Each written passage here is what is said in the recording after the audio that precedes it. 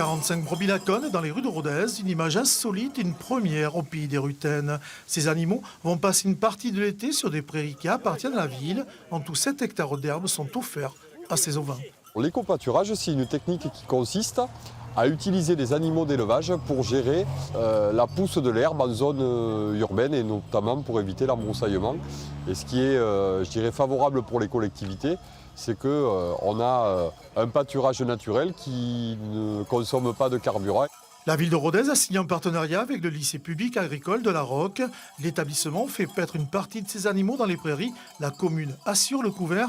Une opération qui vise à rapprocher le monde rural et urbain, mais aussi un engagement pédagogique.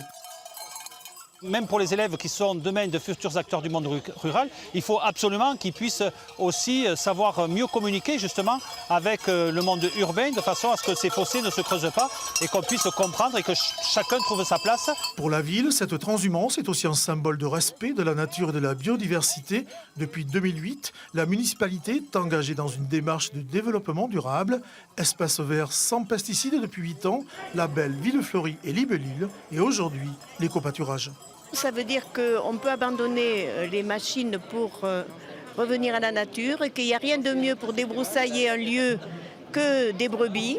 On n'a encore pas mieux fait et qu'en même temps on ouvre la campagne et la ville l'une vers l'autre, ce qui est quand même très important au point de vue culturel. Si tout va bien, cette expérience devrait se poursuivre. Rodez possède 80 hectares de prairies à pâturer.